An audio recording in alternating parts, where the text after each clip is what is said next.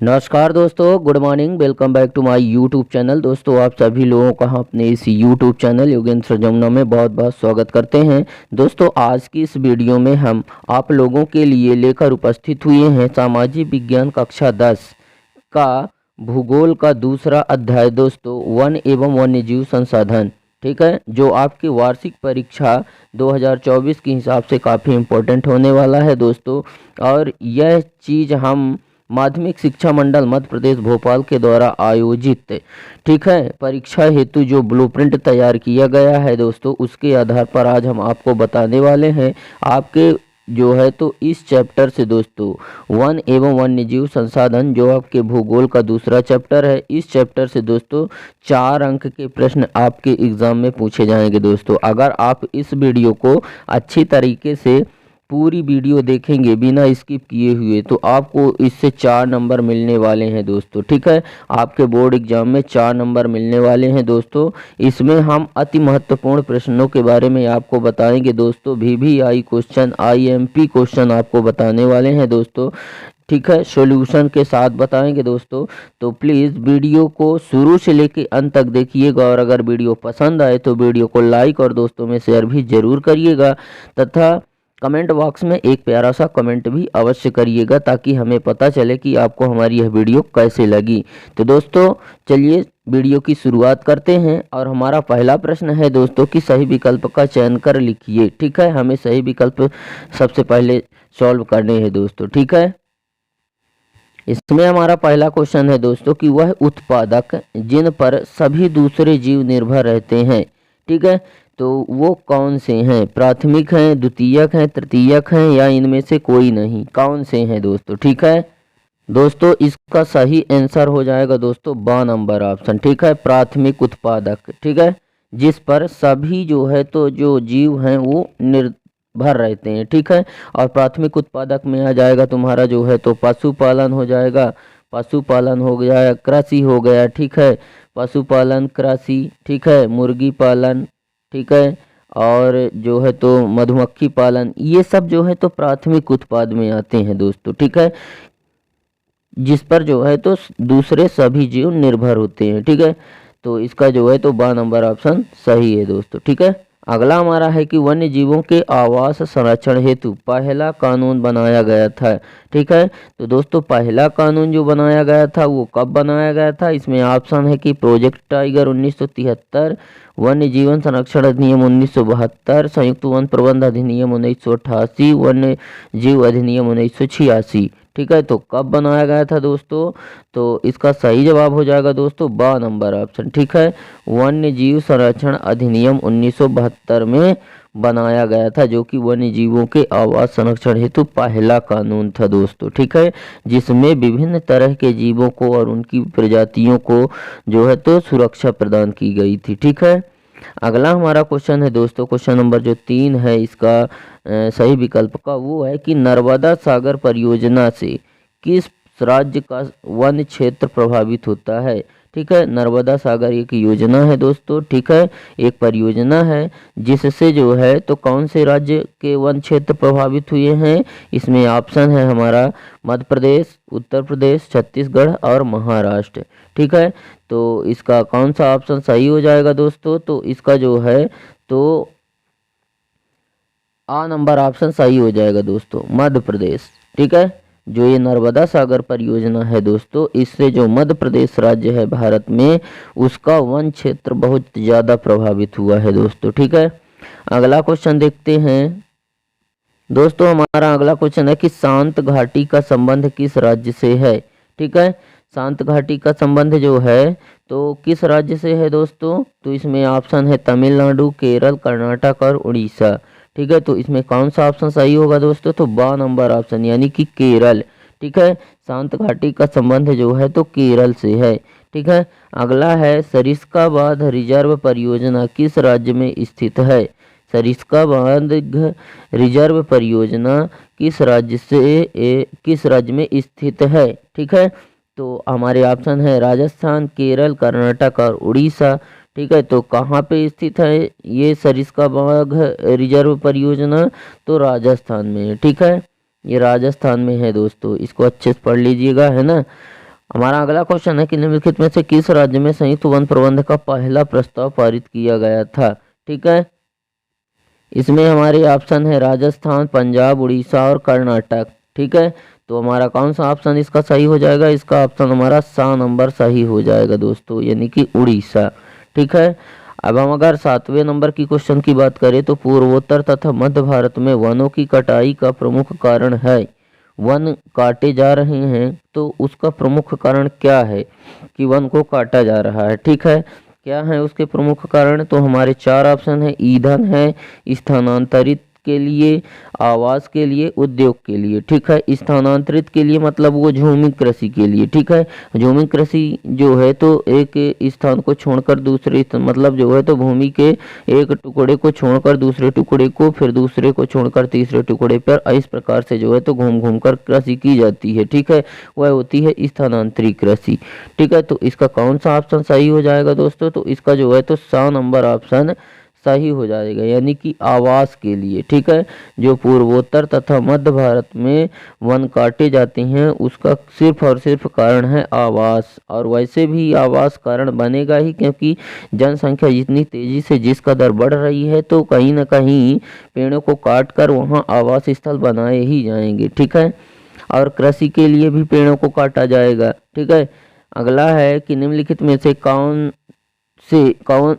में से स्थायी वनों का सर्वाधिक क्षेत्र, ठीक है, किस राज्य में स्थित है? ठीक है, स्थायी वन सबसे ज्यादा कहाँ पे हैं? राजस्थान में, पंजाब में, उड़ीसा या मध्य प्रदेश में, कहाँ पे हैं? ठीक है, तो कहाँ पे हैं? तो इसका सही जवाब हो जाएगा मध्य प्रदेश। ठीक है, कहाँ पे है स्थायी वन सबसे ज्यादा? मध्य प्रदेश राज्य में है। ठीक है, अगला देखते हैं। भारत में बाघ रिजर्व, ठीक है, भारत में बाघ रिजर्व की संख्या लगभग कितनी है? ठीक है, कितने बाघ रिजर्व हैं भारत में? हमारे ऑप्शन है 35, 50, 21 और 16। ठीक है, तो कितने हैं? तो इसका सही जवाब हो जाएगा दोस्तों 100 नंबर ऑप्शन। ठीक है, 21 हैं भारत में जो है तो कितने बाघ रिजर्व हैं? 21 हैं। ठीक है, अगला है कि प्रोजेक्ट टाइगर योजना कब प्रारंभ की गई? ठीक है, इसमें हमारे 4 ऑप्शन है। 1970, 1985, 76 और 70। ठीक है, तो कब की गई थी? तो 1970 में जो है तो बाघ प्रोजेक्ट टाइगर योजना प्रारंभ की गई थी। ठीक है, 1970 में प्रोजेक्ट टाइगर योजना प्रारंभ की गई थी। ठीक है, अगला क्वेश्चन देखते हैं। वन एवं वन्य जीव संसाधन से जो है तो हमारा अगला प्रश्न है रिक्त स्थानों की पूर्ति कीजिए। ठीक है, ये दोस्तों इसमें से आपके जो 4 नंबर के प्रश्न पूछे जाने हैं दोस्तों, इसमें से जो है तो ये रिक्त स्थान भी है दोस्तों, ये भी आ सकता है दोस्तों। एक कहीं ना कहीं वस्तुनिष्ठ प्रश्न भी पूछा जा सकता है। इसमें हमारा जो पहला इसमें रिक्त स्थान है दोस्तों वो है कि छोटा नागपुर क्षेत्र में, ठीक है, कौन सी जनजाति निवास करती है? ठीक है, तो कौन सी जनजाति निवास करती है दोस्तों? तो यहाँ पे इसका उत्तर हो जाएगा मुंडा जनजाति। कौन सी जनजाति? मुंडा जनजाति निवास करती है। ठीक है, हमारा अगला है स्थायी वन क्षेत्र का सर्वाधिक क्षेत्रफल जो है तो किस राज्य में है? तो मध्य प्रदेश में है दोस्तों। कहाँ पे है? मध्य प्रदेश में। ठीक है, मध्य प्रदेश में है स्थायी वन क्षेत्र का सबसे ज्यादा। ठीक है, हमारा अगला है कि भारत में सघन वन क्षेत्र प्रतिशत है। जो सघन वन है दोस्तों उन सघन वन क्षेत्र का कितने प्रतिशत है, मतलब कितने प्रतिशत ऐसा क्षेत्र है जो सघन है? ठीक है, तो कितने प्रतिशत भाग पर जो है तो वन सघन है? तो 12.2%। ठीक है, 12.2% पर जो है तो इतने भाग पर सघन वन है भारत में। ठीक है, 12.2% में।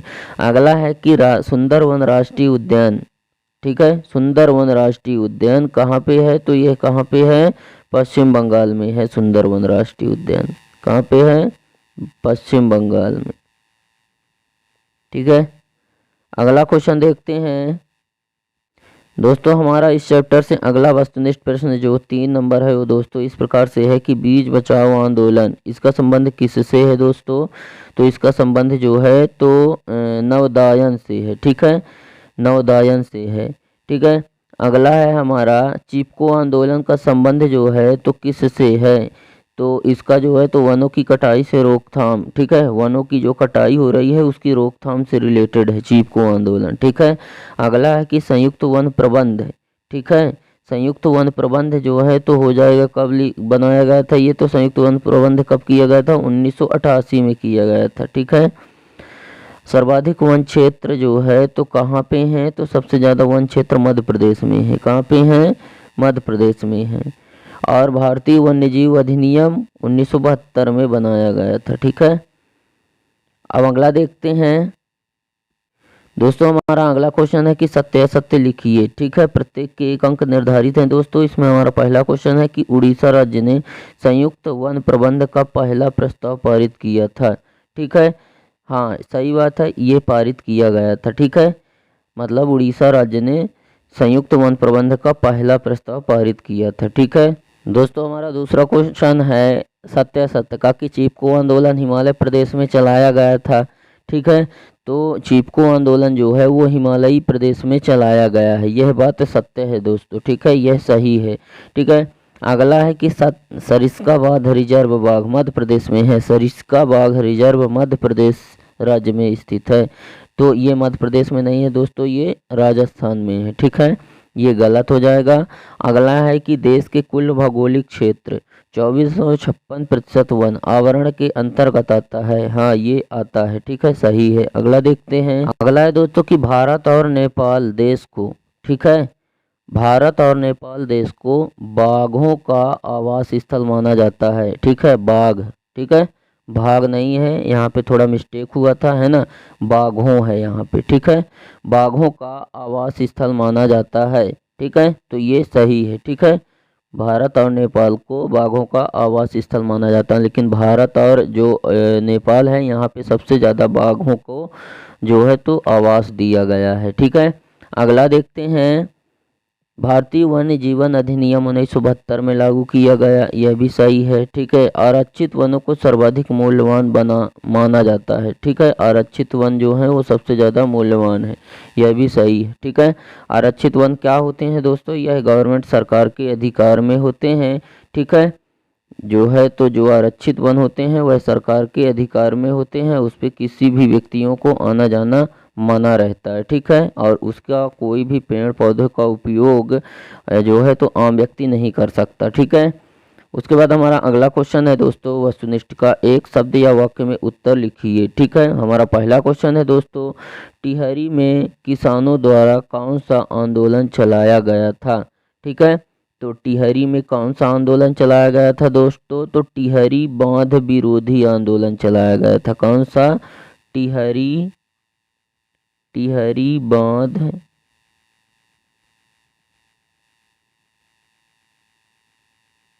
विरोधी आंदोलन। ठीक है, विरोधी आंदोलन। ठीक है, अगला हमारा क्वेश्चन है कि भारत में स्थानांतरी यानी कि झूमी खेती कर जो है तो किन क्षेत्रों में की जाती है।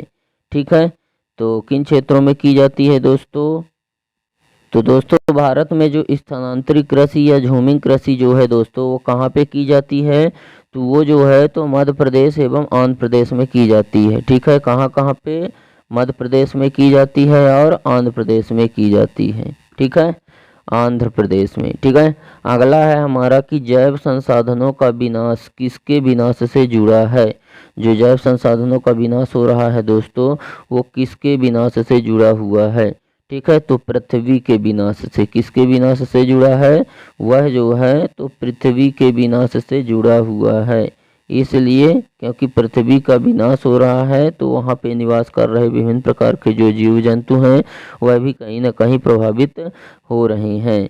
ठीक है, अगला है कि छोटा नागपुर क्षेत्र की जनजातियाँ किसकी पूजा करती हैं, तो छोटा नागपुर के क्षेत्र में जो जनजातियाँ हैं वह इमली, आम और महुआ की पूजा करती हैं। किसकी करती हैं, इमली, आम और महुआ। ठीक है, महुआ की पूजा करती हैं, इमली, आम और महुआ की पूजा करती हैं। कहाँ की, छोटा नागपुर के पठार की जनजातियाँ। ठीक है, अगला हमारा क्वेश्चन है कि भूमि पर पाया जाने वाला सबसे तेज स्तनधारी जीव कौन सा है। तो सबसे तेज यहाँ पे है कि भूमि पर पाया जाने वाला सबसे तेज स्तनधारी जीव कौन सा है, तो चीता है। ठीक है, कौन है, चीता। दोस्तों यह जो है तो 112 किलोमीटर प्रति घंटा दौड़ता है दोस्तों। ठीक है, 112 किलोमीटर प्रति घंटा। ठीक है, 112 किलोमीटर प्रति घंटा दौड़ता है चीता। ठीक है, अगला है कि श्लेष और वर्ण किससे संबंधित है। ठीक है, ये श्लेष और वर्ण वर्ण जो है ये वर्ण है दोस्तों। ठीक है, ये किससे संबंधित है, तो ये स्थानांतरित कृषि से संबंधित है दोस्तों। किससे संबंधित है, स्थानांतरित कृषि। ठीक है, स्थानांतरित स्थानांतरित स्थानांतरित कृषि। ठीक है, इससे जो है तो संबंधित है क्या, श्लेष और वर्ण। अगला है कि विकासशील देशों में पर्यावरण विनाश का मुख्य दोषी किसे माना जाता है। ठीक है, जो विकासशील देश हैं, विकासशील यानी कि पूरी तरह से जो है तो उनका विकास नहीं हुआ है, अभी जो है तो उनका विकास शुरू है, मतलब अभी जो है तो चालू है।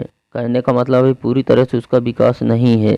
ठीक है, तो वह जो है तो विकासशील देश कहलाएंगे, जो अभी प्रगति कर रहे हैं धीरे धीरे। ठीक है, तो विकासशील देशों में पर्यावरण विनाश का प्रमुख दोषी किसे माना जा रहा है, तो इसमें जो है तो मानव जाति को माना जा रहा है। किसे माना जा रहा है दोस्तों, मानव जाति को माना जा रहा है। ठीक है, क्योंकि दोस्तों यहाँ पे जो है तो मानव ही एक ऐसा व्यक्ति है जो सड़कों का विकास करता है, रेल लाइनों का विकास करता है, बिजली का विकास करता है, नहरों का निर्माण करता है। इसलिए उसके सामने आने वाले विभिन्न प्रकार के जो पेड़ पौधे हैं उनको नष्ट कर दिया जाता है। ठीक है, तो कौन कर रहा है, मानव कर रहा है। ठीक है, हमारा अगला क्वेश्चन है कि टिहरी में किसानों द्वारा किए गए आंदोलन का नाम क्या था। ठीक है, तो टिहरी में कौन सा आंदोलन किया गया था, टिहरी बांध विरोधी आंदोलन। कौन सा, टिहरी बांध विरोधी आंदोलन किया गया था दोस्तों। कौन सा आंदोलन किया गया था, टिहरी बांध विरोधी आंदोलन। ठीक है, अगला क्वेश्चन देखते हैं दोस्तों। हमारे यहाँ से वस्तुनिष्ठ खत्म होते हैं और हमारा क्वेश्चन नंबर जो 6 आ रहा है दोस्तों, उसमें केवल लघुत्तरीय प्रश्न रहेंगे, क्योंकि इस चैप्टर से आपको जो है तो केवल और केवल 4 नंबर का ही प्रश्न पूछे जाने हैं। इसलिए इसमें आपके जो प्रश्न बनेंगे दोस्तों वो केवल जो है तो 3 नंबर, 2 नंबर या 1 नंबर का वस्तुनिष्ठ बनेगा। 4 नंबर का तो कोई एक अकेला क्वेश्चन देगा नहीं दोस्तों। ठीक है, तो इसमें हम देखते हैं कि हमारा जो पहला क्वेश्चन है दोस्तों वो है पारिस्थितिकी तंत्र क्या है, और वन पारिस्थितिकी तंत्र की उपयोगिता बताना है। ठीक है, तो पारिस्थितिकी तंत्र क्या है दोस्तों, तो भौतिक पर्यावरण और उनमें रहने वाले सभी जीवों के सम्मिलित रूप को हम पारिस्थितिकी तंत्र या पारितंत्र कहते हैं। वन पारिस्थितिकी तंत्र की उपयोगिता वन पारिस्थितिकी तंत्र में बहुत महत्वपूर्ण भूमिका निभाते हैं।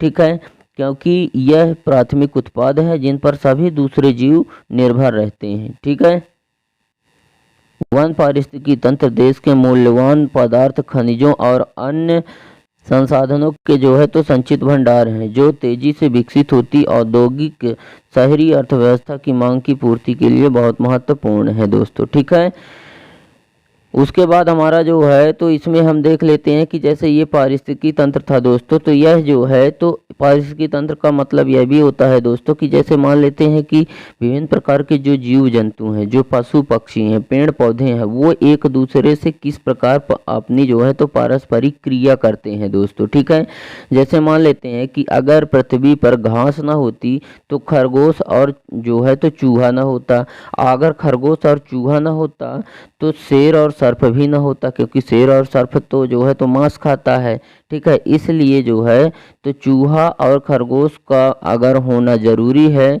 तो शेर और सर्प का भी होना जरूरी है। एक दूसरे के बिना वो निर्भर नहीं रह सकते, एक दूसरे के बिना वो नहीं रह सकते। ठीक है, वे सब एक दूसरे पर निर्भर हैं। मानव के लिए भी जैसे पेड़ पौधे कितने महत्वपूर्ण हैं, उसके लिए बारिश करवाते हैं, उसे ऑक्सीजन प्रदान करते हैं, और प्रत्यक्ष व अप्रत्यक्ष रूप से और भी कई सारे उसे लाभ प्रदान करते हैं। तो कहीं न कहीं जो है तो सभी एक दूसरे पर निर्भर हैं। ठीक है, उसी को पारिस्थितिकी तंत्र कहते हैं दोस्तों। ठीक है, हमारा अगला क्वेश्चन है दोस्तों कि जैव विविधता को प्रभावित करने वाले जो है तो कोई 3 कारक बताना। कारक का मतलब होता है दोस्तों कारण। ठीक है, जैव विविधता, जैव यानी जीव जंतुओं में विभिन्नता जो होती है दोस्तों, ठीक है, उसको प्रभावित करने वाले कारक, जैसे अधिक जनसंख्या। ठीक है, अधिक जनसंख्या जिस प्रकार से बढ़ रही है, ठीक है, तो जीव जंतु जो वन्य जीव हैं उनको जो है तो क्या उनका विनाश हो रहा है, इसलिए क्योंकि जनसंख्या बढ़ रही है तो पेड़ों को काट करके, वनों को साफ करके वहाँ पे कृषि कार्य किया जाता है या आवास स्थल बनाए जाते हैं, जिसके कारण जो है तो वन्य जीवों का विनाश हो रहा है। ठीक है, तो ये है जैव विविधता का प्रमुख कारण, जिससे वो जो है तो क्या होते हैं कि बिछड़ जा रहे हैं। ठीक है, एक दूसरे से उसमें विभिन्नताएं आ रही हैं। ठीक है, अगला है कि वनों का कटाव। वनों का कटाव भी जैव विविधता का जो है तो प्रमुख कारण है, यह भी जैव विविधता को प्रभावित करता है, वनों का कटाव।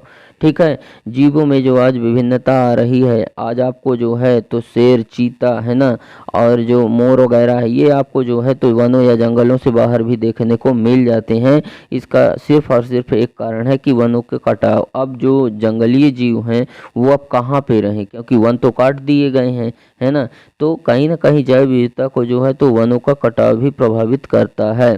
ठीक है, और जैव विविधता को प्रभावित करने में एक और महत्वपूर्ण कारक है वायु प्रदूषण। ठीक है, जीव विभिन्नता जो है तो एक और कारण हो सकता है ये वायु प्रदूषण। ठीक है, जिसके कारण जो है तो जीवों में विभिन्नता आई है। ठीक है, वायु प्रदूषण से आज बड़े बड़े उद्योग कारखाने खुले हुए हैं दोस्तों, ये जो है तो क्या करते हैं, प्रदूषण बहुत ज़्यादा कर रहे हैं, वायु प्रदूषण है, जिसका प्रभाव सीधे सीधे जो है तो जैव जीवों पर पड़ रहा है, जिसके कारण उनमें जैव विविधता आती है। ठीक है, अगला है जल प्रदूषण। ठीक है, जल प्रदूषण क्या है दोस्तों, जैसे जो है तो आसपास के पेड़ पौधों की पत्तियां नालियों में गिरकर सड़ जाती हैं, जिसके कारण वह जल गंदा हो जाता है। और उसके अलावा जो है तो जो लोग जो है तो तालाबों में ले जाकर मवेशियों को और कपड़े वगैरह वहीं पे धुल देते हैं, जिसकी वजह से वह पानी गंदा हो जाता है। तो यह भी कहीं ना कहीं जैव विविधता को प्रभावित करता है। ठीक है, मृदा प्रदूषण। ठीक है, मृदा प्रदूषण जैसे कि लोग कृषि कार्य करते हैं, कृषि में तरह तरह की कृषि फसलों में अच्छी उपज लेने के लिए कीटनाशक दवाओं का प्रयोग, है ना, और रासायनिक खाद्य उर्वरकों का प्रयोग करने से क्या होता है कि जो भूमि की उर्वरक शक्ति है वह खत्म हो जाती है। ठीक है, उसी को बोलते हैं मृदा प्रदूषण। ठीक है, जो कि जैव विविधता को प्रभावित करता है। इसलिए जैव विविधता को प्रभावित किया वो क्योंकि वहाँ की जब उर्वरक शक्ति खत्म हो गई तो जो वहाँ पे रहने वाले जो जीव हैं वो वहाँ से जो है तो हट करके उठ करके दूसरे जगह, दूसरे भूमि के टुकड़े पर चले जाते हैं। ठीक है, तो इस तरह से जीवों में विभिन्नता आती है दोस्तों। ठीक है, और ग्लोबल वार्मिंग, ठीक है, मतलब तापमान जो है, तापमान भी जो है तो प्रभावित करता है जीवों को, क्योंकि जीव एक वहीं पर जो है तो रहना निवास करेगा जहाँ पे उसके जो है तो जीवन जीने के लिए अनुकूल जलवायु होगी, वहाँ के अनुकूल तापमान होगा। ना ही वह अधिक ज़्यादा तापमान में रह सकता है और ना ही कम तापमान में, उसके लिए जो है तो नॉर्मल टेम्परेचर चाहिए उसको जीवन जीने के लिए। ठीक है, तो यह भी कहीं ना कहीं ग्लोबल वार्मिंग भी जो है तो जैव विविधता को कहीं ना कहीं प्रभावित करती है। ठीक है, अगला है हमारा क्वेश्चन कि पर्यावरण विनाश के प्रमुख कारक कौन कौन से हैं। ठीक है, पर्यावरण विनाश के कारक मतलब पर्यावरण का अंत हुआ है, पर्यावरण खत्म हो रहा है। ठीक है, मतलब बहुत प्रदूषित हो रहा है हमारा पर्यावरण। ठीक है, पर्यावरण क्या है दोस्तों, जैसे हमारे आसपास के पेड़ पौधे, जीव जंतु, पशु पक्षी, है ना, और जो है तो जो विभिन्न प्रकार के मानव वगैरह जो निवास कर रहे हैं, ये सब जो है तो पर्यावरण कहलाएंगे। ठीक है, तो पर्यावरण का विनाश हो रहा है। ठीक है, इसका क्या कारण है। ठीक है, तो पहला कारण है इसमें कि वनों की कटाई। वनों की कटाई से जो है तो पर्यावरण को विनाश हो रहा है। ठीक है, क्योंकि वन कट जाते हैं तो पर्यावरण का जो वातावरण है, वह वातावरण का जो संतुलन है दोस्तों वह बिगड़ जाता है, क्योंकि वनों की कटाई होने से जो है तो लोगों को स्वच्छ वायु नहीं मिल पा रही है। ठीक है, और भी जो ज़रूरतें हैं वो पूरी नहीं हो पा रही हैं। ठीक है, घास की पूर्ति भी होना बंद हो जाती है। ठीक है, तो इस तरह से पर्यावरण के विनाश का एक प्रमुख कारण है वनों की कटाई। दूसरा प्रमुख कारण है मिट्टी और भूमि की अत्यधिक उपयोगिता। ठीक है, मिट्टी है और भूमि है, उसका अधिक से अधिक लोग उपयोग करते हैं कृषि कार्य करने के लिए। ठीक है, उद्योग कारखाने लगाने के लिए, ठीक है, और बड़ी बड़ी बिल्डिंग्स बनाने के लिए जो है तो मिट्टी और भूमि की ज़रूरत पड़ती है, जिसके कारण जो पेड़ पौधे होते हैं उनको काट दिया जाता है, ठीक है, जो कि पर्यावरण विनाश का प्रमुख कारण बनता है, ठीक है। दूसरी तीसरी चीज़ है प्रदूषित हवा। आज पेड़ पौधे जिस कदर काटे गए हैं, ठीक है, अब काटे जा रहे हैं, और बढ़ती हुई औद्योगिकीकरण के कारण जो है तो हमें प्रदूषित हवा मिल रही है, ठीक है, हमें स्वच्छ हवा नहीं मिल रही है, जो कि पर्यावरण के विनाश का प्रमुख कारण है, ठीक है। अब जो पेड़ पौधे प्रदूषण को ऑब्जर्व करते हैं, कितने हद तक वो ऑब्जर्व करेंगे, ठीक है, तो कहीं ना कहीं पेड़ पौधे भी जो है तो धूल मिट्टी पड़ने से, वायु प्रदूषण पड़ने से क्या होता है कि वह भी जो है तो सूख जाते हैं, ठीक है। अगला है अत्यधिक प्रयोग से उत्पन्न में बाढ़, ठीक है, अत्यधिक प्रयोग, ठीक है, अगर हम जो है तो अत्यधिक प्रयोग करेंगे तो उत्पन्न में जो है तो अधिक प्रयोग से उत्पन्न में बाढ़ आएगी, ठीक है। अगला है दोस्तों आरक्षित वनों से आप क्या समझते हैं, ठीक है। आरक्षित वन वन्य जीव संसाधन संरक्षण की दृष्टि से सर्वाधिक मूल्यवान वन को आरक्षित वन कहते हैं, जिसको गवर्नमेंट सरकार जो है तो क्या करती है, आरक्षित कर देती है, और वहाँ पर जो है तो सभी लोगों को आने जाने पर प्रतिबंध लगा देती है, व्यापारियों को, ठीक है, व्यापारियों को, चरवाहों को वहाँ पे प्रतिबंध लगा देती है आने जाने में, ठीक है। अगर आना जाना है उसके लिए उनको लाइसेंस वगैरह बनवाना पड़ेगा, ठीक है, अनुमति के बिना वहाँ पे वो नहीं जा सकते, ठीक है। लेकिन जो ग्राम वन होते हैं दोस्तों, तो गवर्नमेंट सरकार उनको जो है तो वहाँ पे बसा देती है, क्योंकि उसका यह मानना है, वो कुछ शर्तों पर उनको वहाँ पे बसाती है आरक्षित वन पे, कि अगर पेड़ पौधों में आग वगैरह लगती है तो ये आग लगने से उनको बचाएंगे, क्योंकि अगर नहीं बचाएंगे तो उनका जो झुंगी है, उनका जो झोपड़ी बना हुआ है, वो ऑलरेडी जलकर राख हो जाएगा, इसलिए वो बचाएंगे। और जब गवर्नमेंट सरकार को लकड़ी की ज़रूरत होगी तो वो खुद लकड़ी को काट करके और शहर तक पहुंचाएंगे, ठीक है, उन लोगों को जो है तो ग्राम वन कहते हैं, ठीक है। तो ये थे जो है तो आरक्षित वन, ठीक है। अगला देखते हैं। अगला हमारा क्वेश्चन है दोस्तों कि पर्यावरण के विनाश और पुनर्निर्माण की क्रियाशीलता से हमें क्या सीख मिलती है, ठीक है। पर्यावरण का विनाश हुआ है और उनका पुनर्निर्माण हो रहा है, इससे हमें सीख मिल रही है कि हमें अपने पर्यावरण की रक्षा करनी चाहिए, ठीक है। पर्यावरण का जिस कदर विनाश हुआ है और हमें जिस प्रकार से समस्या हो रही है, तो हम यही जानते हैं कि पर्यावरण को रक्षा करनी चाहिए और कम से कम प्रदूषण फैलाना चाहिए, क्योंकि हम सभी जानते हैं कि प्रदूषण ना हो तो ऐसा संभव नहीं है कि प्रदूषण ना हो, प्रदूषण तो होगा ही, ठीक है। तो प्रदूषण होना मानव समाज की देन है, जो प्रदूषण हो रहा वो समाज की ही देन है। हमें यह ध्यान में रखना होगा कि यह कैसे काम हो सकता है, ठीक है, और हमारा पर्यावरण खतरे में ना पड़े, इसको कैसे बचाए जा सकते हैं, ठीक है। तो इन सारी चीज़ों पर इन जो है तो हमें विचार करने की ज़रूरत है, ठीक है। हमें जो है तो जिस प्रकार से पर्यावरण का नुकसान हुआ है, तो उससे हमें यही सीख मिलती है कि इसको सुरक्षित किस तरह से रखा जा सकता है, ठीक है। अगला क्वेश्चन देखते हैं। अगला क्वेश्चन है दोस्तों 6 नंबर जो क्वेश्चन है लघु उत्तरी का, वो है भारत में वनों को सबसे बड़ा नुकसान कब और किसके कारणों से हुआ है, ठीक है।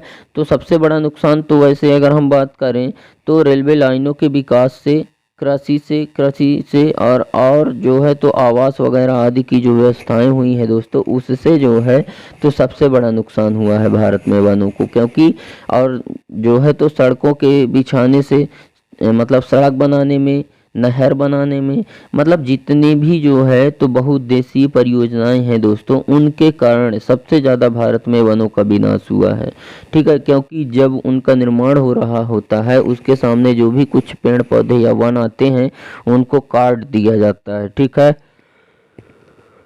तो हम कह सकते हैं कि भारत में वनों का सबसे बड़ा जो नुकसान है दोस्तों, उसका नुकसान का कारण है रेलवे लाइनों का विस्तार, ठीक है, और सड़कों का विस्तार तथा कृषि का विस्तार, ठीक है, और मकानों का, आवास स्थलों के लिए जो प्रयोग किया गया है दोस्तों जगह का, उसके लिए जो है तो वनों का सबसे ज़्यादा नुकसान किया गया है, ठीक है।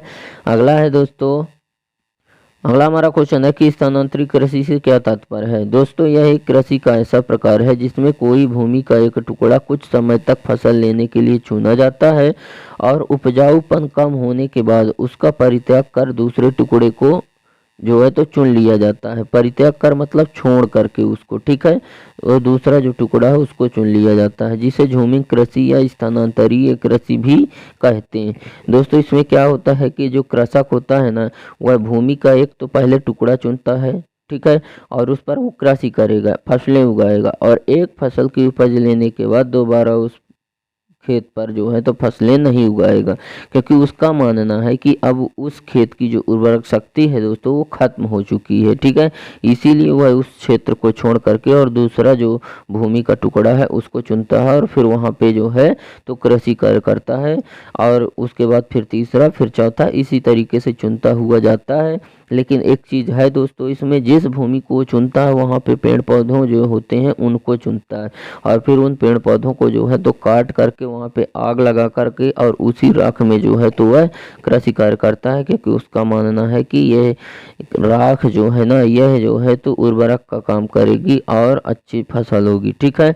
तो स्थानांतरित कृषि क्या है, समझ गए दोस्तों? उम्मीद करते हैं समझ ही गए होंगे, ठीक है। मतलब इसमें क्या है कि किसान कोई भूमि का टुकड़ा चुनता है, उसमें कृषि कार्य करता है, एक फसल लेता है, फिर उसके बाद उसको छोड़ देता है और दूसरा टुकड़ा चुनता है, क्योंकि उसका मानना है कि उसकी उर्वरक शक्ति खत्म हो चुकी है, ठीक है। तो इसी को बोलते हैं स्थानांतरित कृषि, ठीक है। अगला देखते हैं कि वनों की कटाई के कोई 3 परोक्ष परिणाम लिखिए, ठीक है। दोस्तों, वनों की कटाई का क्या परिणाम निकला है, हमें जो है तो स्वच्छ वायु नहीं मिल पा रही है ना, और हम जो है तो बारिश भी नहीं हो पा रही है, स्वच्छ वायु भी नहीं मिल पा रही, बारिश भी नहीं हो पा रही, क्योंकि जो वन है वो जो है तो बारिश कराने में सहायक होते हैं, स्वच्छ वायु प्रदान करते हैं। लेकिन जब वन ही नहीं रहेंगे तो ये सारी चीज़ें हमें नहीं मिलेगी, ना ही हमें स्वच्छ वायु मिलेगी, ना ही बारिश होगी, ठीक है। और मृदा का जो अपरदन हो रहा है वो अलग ही एक चीज़ है जो हो रहा है, ठीक है।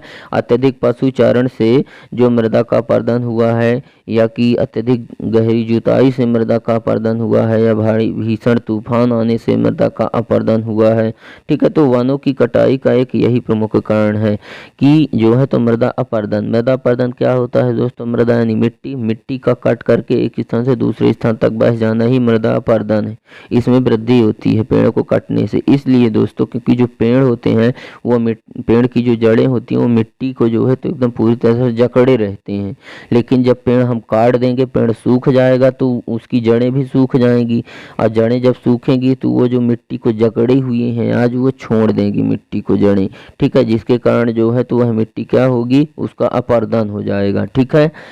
तो वनों की कटाई का पहला जो परिणाम या रिजल्ट आता है वो है मृदा का अपरदन होने लगता है। दूसरा चीज़ है उसकी कटाई से जो है तो बाढ़ का खतरा बन जाता है, ठीक है।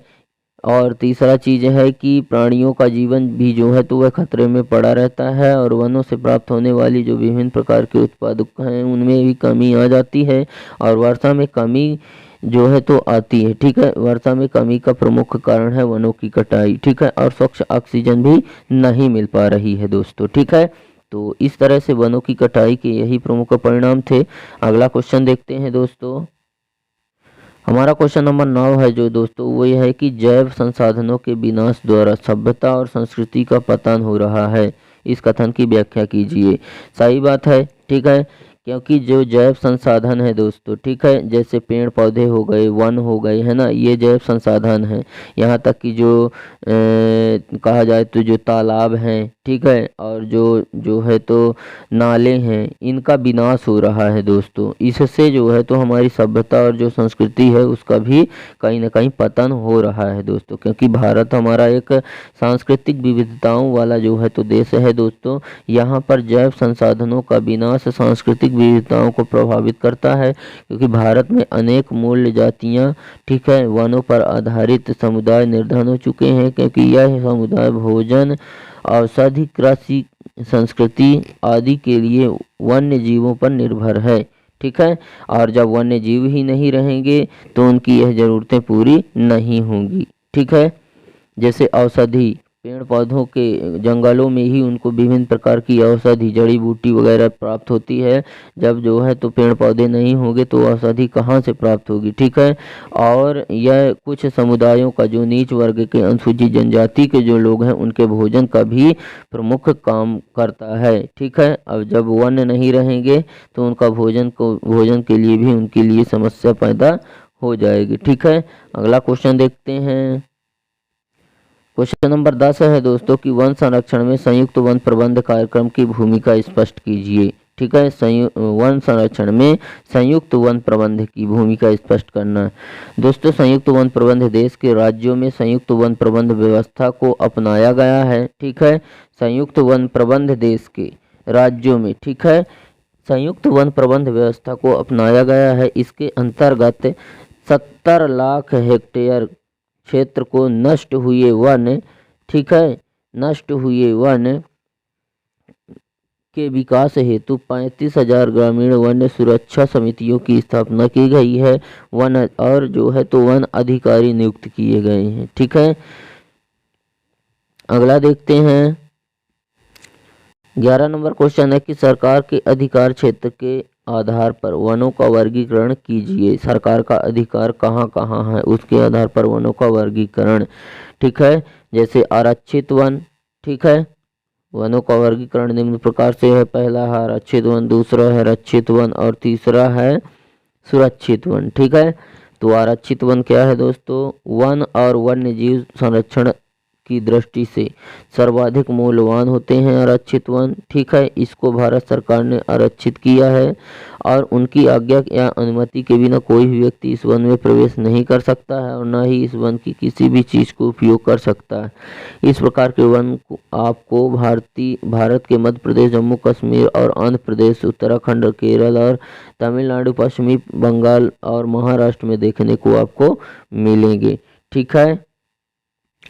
दोस्तों अगर रक्षित वन की बात करें तो यह ऐसे स्थायी वन क्षेत्र हैं जिनका रख रखाव इमारती लकड़ी व अन्य इमारती लकड़ी मतलब जलाऊ लकड़ी, ठीक है, जो प्राप्त होती है उसके लिए, ठीक है, उनके बचाव के लिए किया जाता है, ठीक है। और वन विभाग के अनुसार देश के कुल वन क्षेत्र का 1/3 हिस्सा सुरक्षित है। किसके लिए?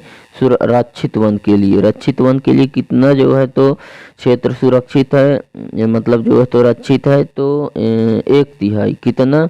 1/3 जो है तो रक्षित है दोस्तों, 1/3 वन, ठीक है, रक्षित है। किसके लिए? रक्षित वन के लिए। इन वनों को और अधिक नष्ट होने से बचाने के लिए उनकी सुरक्षा की जाती है दोस्तों। और यह ज़्यादातर जो है तो ग्रामीण लोग या कि स्थानीय लोग जो होते हैं उनके संपर्क में होते हैं, उनकी जिम्मेदारी में होते हैं। वो जितना चाहे वो इसका रक्षित वन का यूज कर सकते हैं, ठीक है।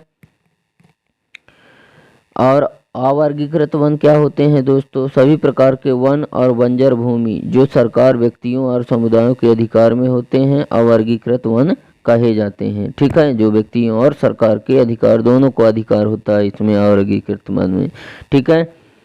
अगला देखते हैं दोस्तों। हमारा क्वेश्चन नंबर जो 12 है दोस्तों वो है भारत में वन्य जीव संरक्षण अधिनियम 1972 द्वारा वनों की सुरक्षा के क्या प्रावधान है, लिखिए, ठीक है। तो भारतीय वन्य जीवन संरक्षण अधिनियम जो है तो 1972 के प्रमुख प्रावधान निम्नलिखित हैं, जिसमें हमारा पहला प्रावधान है दोस्तों कि इस अधिनियम में वन्य जीवों के आवास संरक्षण के अनेक प्रावधान थे, ठीक है। और सारे भारत में रक्षित जातियों की सूची प्रकाशित करके संकटग्रस्त जातियों के बचाव पर शिकार प्रबंध करना, वो अन्य जीव आवासों का कहानी रक्षण तथा जंगली जीवों के व्यापार पर रोक लगाने और प्रबल जोर दिया गया है, ठीक है। अगला है दोस्तों कि केंद्र और राज्य सरकारों द्वारा वन्य पशु विहार स्थापित किए गए, ठीक है, जिससे जो है तो वन्य जीवों को सुरक्षित रखा जा सके, ठीक है। हमारा चौथा नंबर है कि कई परियोजनाओं की घोषणा की गई, ठीक है, जिनका प्रमुख उद्देश्य गंभीर खतरे में पड़े विशेष वन्य प्राणियों की रक्षा प्रदान करना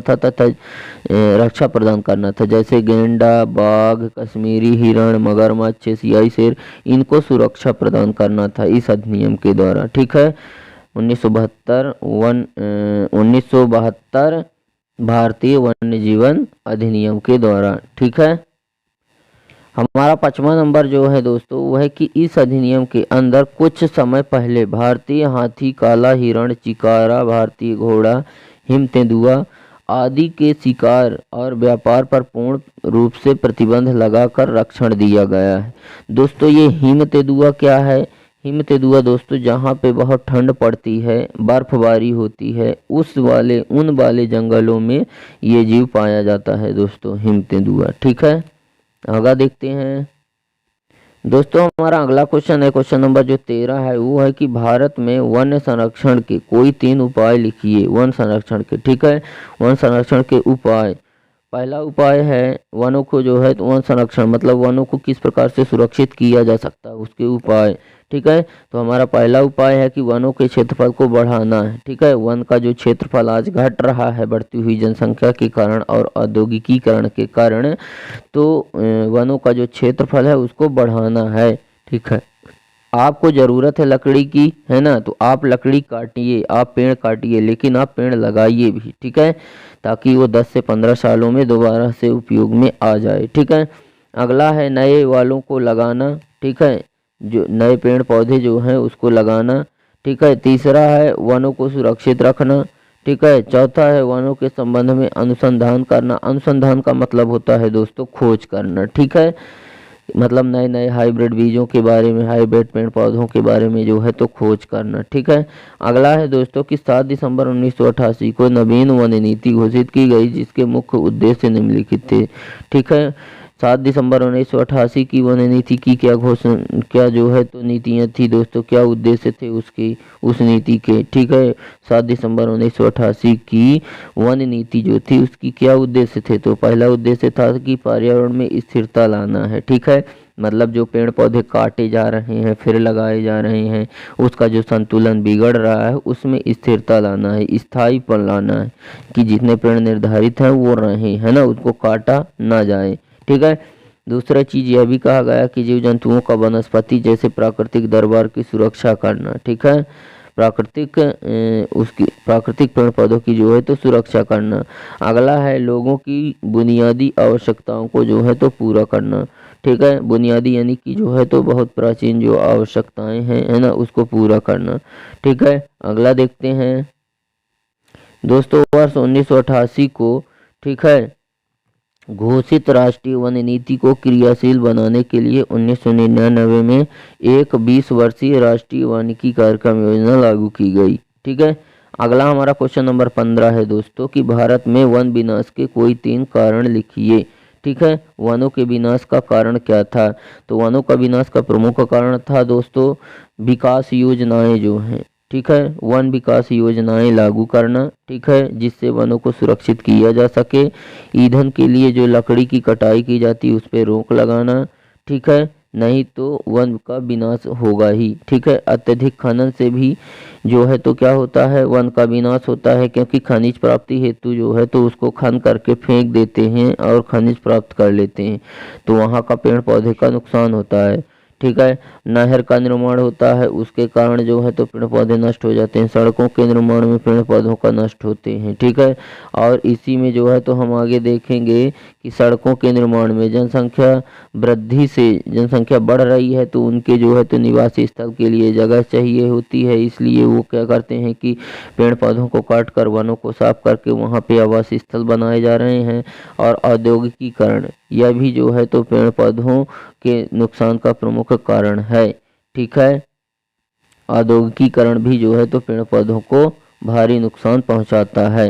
ठीक है, अगला हमारा क्वेश्चन है दोस्तों, क्वेश्चन नंबर 15 कि राष्ट्रीय उद्यान एवं वन्य जीव अभ्यारण्य में अंतर बताना है। ठीक है, वन्य जीव अभ्यारण्य और राष्ट्रीय उद्यान में। ठीक है दोस्तों, राष्ट्रीय उद्यान की अगर बात करें तो यह वह स्थान है, ठीक है, जहाँ पर वन्य जीवों, यह वह स्थान है जहाँ पर वन्य जीवों के साथ साथ प्राकृतिक वनस्पति तथा प्राकृतिक सुंदरता का भी संरक्षण किया जाता है। यहाँ लोगों के प्रवेश पर पूर्णतः वर्जित होती है। ठीक है, क्या किया जाता है, वर्जनित होती है। यहाँ पर अधिकारी वर्ग को आने जाने में आना जाना होता है। ठीक है, केवल अधिकारी वर्ग ही आ जा सकते हैं। ठीक है, और टूरिस्ट भी बहुत ही कम जा सकते हैं और वहाँ पे घूम सकते हैं, क्योंकि यहाँ पे गवर्नमेंट सरकार के द्वारा जो है तो ये सारी चीज़ों के लिए वर्जनीत होती है, ठीक है, और मना किया जाता है, प्रतिबंध लगाया जाता है। जबकि वन्य जीवन जो अभयारण्य है दोस्तों, उसमें वन्य जीवों के संरक्षण के साथ साथ उनकी संख्या को बढ़ाने पर भी जो है तो जोर दिया जाता है। यहाँ पर वन अधिकारियों की निगरानी में आम जनता, टूरिस्ट आदि को भी जो है तो घूम फिर सकते हैं, ठीक है। और वन्य जीवन में प्राकृतिक वनस्पतियों के संरक्षण और वृद्धि के विकास के उपाय भी किए जाते हैं और इनका क्षेत्रफल अधिक होता है, ठीक है। जबकि जो राष्ट्रीय उद्यान है उनका जो क्षेत्रफल है वो कम होता है। अगला हमारा क्वेश्चन है दोस्तों कि प्रोजेक्ट टाइगर योजना क्या है, ठीक है। दोस्तों प्रोजेक्ट टाइगर योजना विश्व की बेहतरीन वन्य योजनाओं में से एक है। इसकी शुरुआत 1973 में बाघ संरक्षण के संकटग्रस्त जाति को बचाने के लिए बस किया गया प्रयास नहीं था, बल्कि इसका उद्देश्य बहुत बड़े आकार के जैव जाति को भी बचाना था, ठीक है। अगला हमारा क्वेश्चन था दोस्तों कि केंद्रीय वन आयोग क्या है, ठीक है। तो केंद्रीय वन आयोग केंद्र सरकार ने 1965 में केंद्रीय वन आयोग की स्थापना की। इसका प्रमुख कार्य सूचना आंकड़ों को जो है तो क्या करना था, एकत्रित करना था और तकनीकी सूचनाओं को प्रसारित करना था, ठीक है, और बाजारों का अध्ययन करना था और वन विकास में जो है तो लगी संस्थाओं का भी विकास को समन्वित करना था, ठीक है। अगला है हमारा क्वेश्चन नंबर 18 जो है वो है कि गौतम बुद्ध ने पेड़ के विषय में क्या टिप्पणी की है, ठीक है। तो पेड़ एक विशेष, असीमित, दयालु और उदारपूर्ण जीवधारी है जो कि अपने सतत पोषण के लिए कोई मांग नहीं करता, कोई दानशीलता पूर्वक वह जो है तो दानशीलता पूर्वक अपने जीवन की क्रिया को भेंट करता है, ठीक है, अपने जीवन को ही भेंट कर देता है। यह सभी की रक्षा करता है, सभी को जो है तो वर्षा कराता है, ऑक्सीजन देता है और स्वयं पर कुल्हाड़ी चलाने वाले जो है तो विनाशक को भी वह जो है तो क्या करता है, छाया प्रदान करता है, ठीक है। कौन? पेड़। इनके बारे में गौतम बुद्ध ने ऐसा कहा है। तो इस प्रकार से दोस्तों उम्मीद करते हैं कि आपको हमारा यह वीडियो पसंद आया होगा। वीडियो अगर पसंद आया है तो वीडियो को लाइक करें, दोस्तों में शेयर करें और अगर आप हमारे चैनल पर नए हैं तो चैनल को सब्सक्राइब करें एंड बेल आइकन भी प्रेस करें ताकि हमारी नई नई वीडियो की नोटिफिकेशन आपको सबसे पहले मिले। तो दोस्तों आज के लिए बस इतना ही, मिलते हैं आप सभी से नेक्स्ट वीडियो में नेक्स्ट टॉपिक के साथ। तब तक के लिए जय हिंद, वंदे मातरम।